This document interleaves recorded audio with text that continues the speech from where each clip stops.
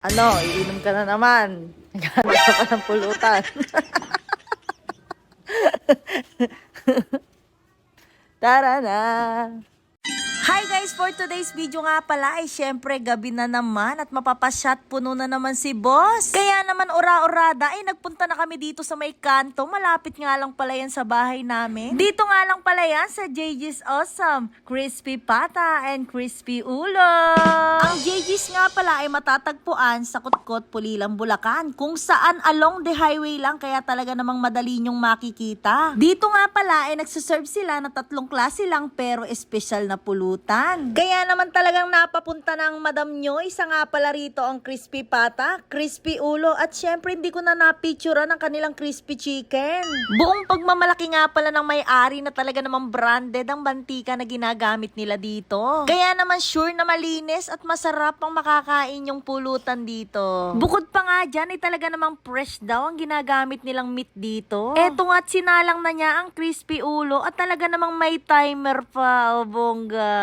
Binida nga pala ni Sir Edmond na kaya siya gumagamit ng timer ay para consistent ang kanyang pagluluto. Ayon nga sa kanya ay tumatagal ng 4 to 5 minutes ang bawat side ng crispy pata at crispy ulo na kanyang niluluto. Pagkatapos ay matyaga niya itong niluluto at binibiling-biling. Dito nga ang sabi ng owner ay nagsha-shower pa daw ang kanilang pulutan. Akala ko kung anong nagsha-shower, yung pala ay pinaliliguan ng mantika. Nakakatuwa nga na talaga namang approachable ang kanilang owner dahil siya mismo ang gumagawa at nagluluto nito. Nagkakwentuhan pa nga kami at marami rin akong aral na napulot sa kanya. Isa nga rito ang linyahan niya na kung ginagawa mo raw na may puso ang iyong business ay talaga namang may mararating ka. Ngunit kung ginagawa mo lang ito nang dahil sa kikitain mo ay talaga namang hindi mo na e-effortan at basta ma-serve mo na lang ito. O diba talaga namang may point si Sir Edmond doon? Dito nga ay nag golden brown na ang ating crispy ulo. Kaya naman ito ay isang sign na talagang malapit na siyang maluto. Kaya naman hinihinaan niya na ang apoy nito at talaga namang maingat na niluluto at piniprito. So ito na nga guys at luto na ang ating crispy ulo. O diba mukha talagang malutong. Dito nga ay inahon na ni Sir Edmond ang kanyang crispy ulo at ire-rest niya to ng ilang minuto. Ang dahilan pala kaya niya nire-rest ito ay para tumulo pa yung mga mantika na nasa loob nito. Isa pa ay talagang chine-check niya ang kalinisan bago niya talaga ibigay ito sa umorder. So ayun na nga guys, ito nga pala si Sir Edmond, ang mismong owner ng JG's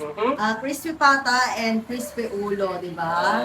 Eh sir, kailan po kayo nag-start dito? March lang, itong taon na to.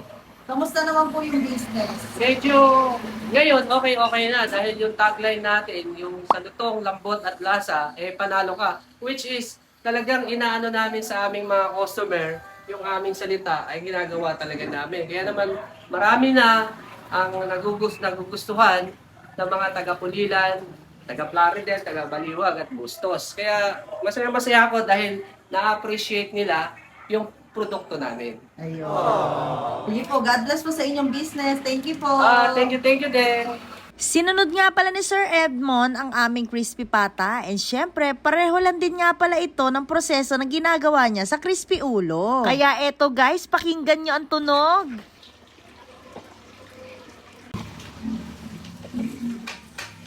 O diba, tunog pa lang ay ulam na.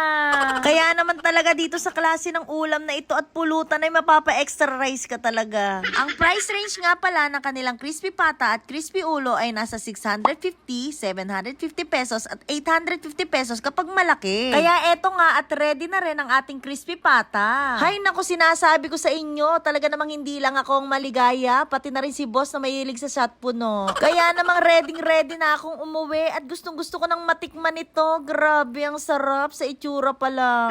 Suka. Ito yung binabalik-balikan din dito. Maliban sa akin.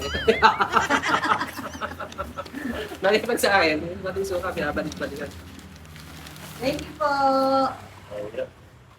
Ayos na, buto-buto. Thank you, sir. Thank you, Sir Bobber, ha? Thank you po. Bye-bye. Babalik kayo, ha? Mabilisan ko nga palang inuwi ang aking pulutan na binili. Actually ay ulam ito para sa akin, kay boss lang pulutan. Kaya nga syempre lalantakan na natin. Hindi ko naman talaga maitago ang galak sa aking puso. Dahil kapag ganitong klase ng pagkain ang ihaharap mo sa akin ay talaga naman tayo ay magkakasundo. Pero syempre dahan-dahan lang sa paglantak nito dahil baka ikaw naman ay ma-high blood. Yun lang guys, thank you for watching. Don't forget, you follow me, I follow you. Bye! Ayan guys, nakita ko si boss kumakain naman pagkatapos mamulutan. Hoy! Pagkatapos mong pulutanin na, inulam mo naman niya yun ha. Sarap buhay ah. Sarap? Sarap? Ayay ang buhay.